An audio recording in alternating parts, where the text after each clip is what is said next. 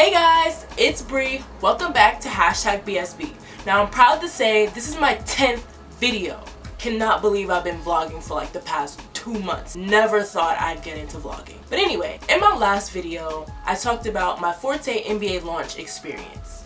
And toward the end, I was really stressing my issue with the Gmat, how like it's been a constant struggle, and honestly, I personally believe the Gmat, my score, is like the biggest barrier for me. So in this episode, I'm going to be talking about my Gmat struggle. So let's jump right in. I've been studying for the Gmat since when I first decided I wanted to go to business school for real. It was like June 2014. It's now about to be June 2017. So I've been going at this like on and off for a while. In my previous videos, I talked about how my first time taking a practice test was after I got accepted into the Forte MBA launch program. Now my scores for that were trash. Full disclosure, I got a 390 out of 800. Which is exactly why toward the end of my last video, I told you guys that the Gmat module is just not like, it's not for people who are just now starting. Like people who are fresh, new to the test, like you definitely need to take a course or get a tutor or something. But like, don't jump into the Forte MBA Launch Gmat module or any like fast-paced anything if you're just starting out with the test. So yeah, around the time when I started my Forte journey, I was recommended to get Magoosh. Magoosh was my very first test prep program that I actually considered using. I was like, well, it's online, I can go at my own pace. It wasn't thousands of dollars. It was actually, at the time, I got a Black Friday deal, so it was like $80 for the math and verbal section, which is great because I believe it cost me like $150, close to $200. So I was like, $80 for a year subscription, heck yeah, I'm gonna take this. And I also stumbled across a study plan that they put together, a 3-month study plan. At first I was like really following it, really flowing with it, but I saw that my score was not improving, and that like in order for me to follow the study plan, I would have to dedicate a lot of time, and working full time is not as easy to like study for the test like hardcore as much as you want to and then still like perform well at work. Like it just, something has, like you're gonna end up sacrificing something, and in this case I sacrificed the Gmat. When I saw my score wasn't improving during those office hours I had with Forte MBA launch, one of the AdCom members like straight up told me like, I've never heard of someone who took a class and regretted it. Like everyone walks out of a class with some type of improvement. So I saved my pennies and I registered for the Manhattan Prep in-person course, which is originally of $1,600, but with my Forte MBA launch discount, came in clutch, it was only $1,200. I mean, yeah, it's still a lot, but like I'd rather pay $1,200 than $1,600. And with the Manhattan Prep course, I got a lot of resources, a lot of online resources, a lot of books, practice tests, whole nine. Like they make sure you are well taken care of when you register for that course. Now, as the lady said, anyone who signs up for a course always walks out with an improvement. And I did. When I took the practice test, their practice test, this was my 3rd practice test in total, my score went up to a 530. And honestly, like I wanted to shed tears because I was so excited. So after I took the practice test, I completed my course. It was a 9-week course in total. I took 2 weeks off. Well, no. I didn't take 2 weeks off. After I finished the course, I wanted to study for an additional 2 weeks after, so I scheduled my test. I took the course. I started in March. I ended like late April, so I waited until June 18th to take my official test, and that official test tore me to shreds. I got I'm not gonna disclose my score until like I actually hit my target goal for my official test, but I got lower than the practice test that I took for Manhattan Prep. I was so confused after I saw the score because I'm just like, the Manhattan Prep exams are harder than the official test, so how did like my score go down? But I called one of my college friends, and they were like, yeah, like don't worry about it, like everyone does bad on like their first test. I told him what I got. He was like, it's fine. Like, again, everyone does bad on their first test. First day jitters. It's your first time taking the official test in like a real test environment. There's so much pressure, blah blah blah. This is why it's very important to like take the practice test or study in a similar environment for a similar environment as test day. I was like, okay, fine. But low-key, I was still very like, wow. Like, I felt so defeated. I'm like, I just spent the last like 2 months, 2.5 months, a little more, like studying for this test, and I did really bad. With that said, that depression led me to kind of take the summer off. I was like, I really need to reevaluate my life. Then like August came, I was like, alright, I'm about to get a tutor because I need to work on this math because I suck. So I was Googling tutors. On average, tutors cost about $200 an hour, and I can't afford that. Like, I live in New York City. Like, where am I getting this money from? Like, I don't make finance money. I don't make Wall Street money. So there's no way I was paying $250 for a tutor.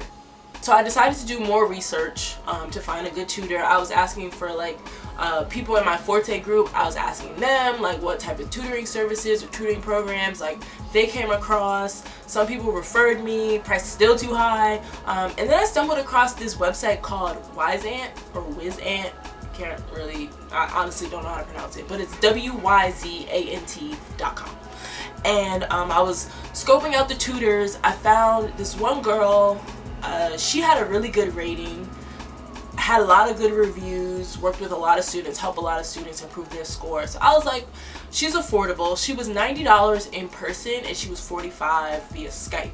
So of course I did the Skype route, and I did an hour and a half each week, and we worked on quant because I felt like that's really where I was weak. So I worked with her for a couple months.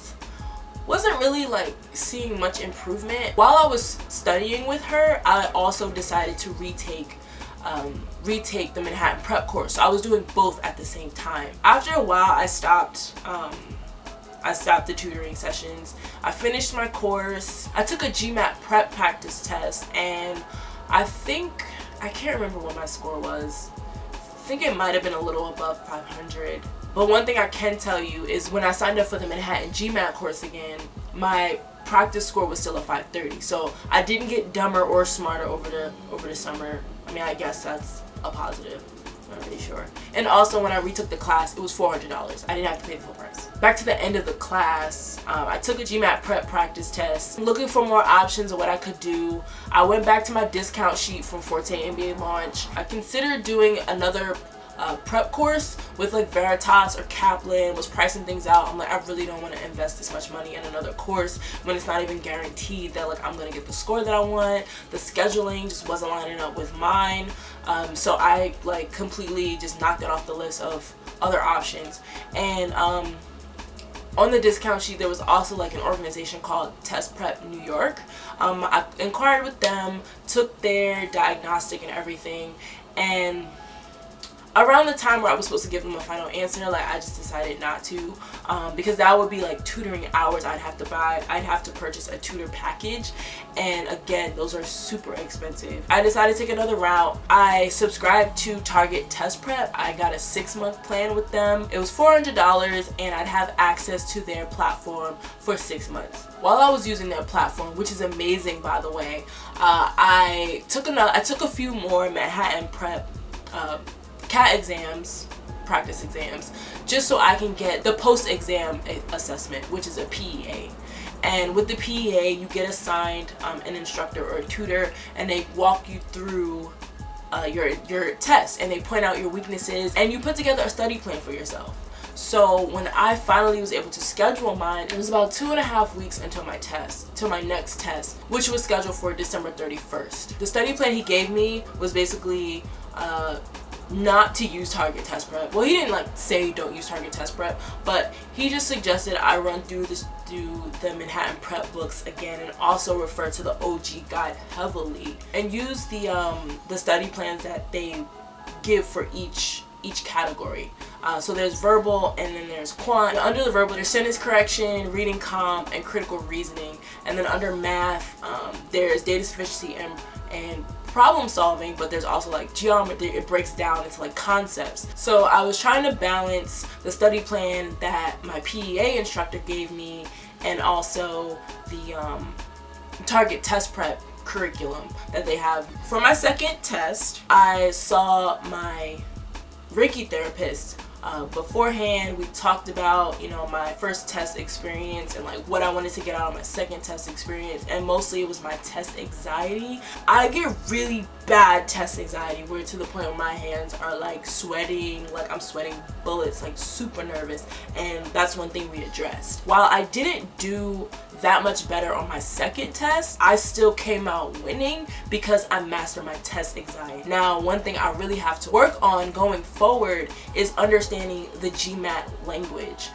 The difference between the Manhattan Prep and the Gmat, the originators of the Gmat test, their language is a lot different, which is why I feel I was performing better on the Manhattan Prep practice test and not so well on the actual official exam. So that's definitely something that I'm going to work on going forward. So the next steps for me would probably be to renew my Target Test Prep subscription, because the topics that they covered, their platforms, scheduling, all the resources available with Target Test Prep are great. But I do feel that I kind of wasted my first subscription. Like, shame on me. But I definitely would recommend that resource. Like, it's definitely worth every penny. The other option that I'm also considering is Optimist Prep. It's another private tutoring company that I stumbled across.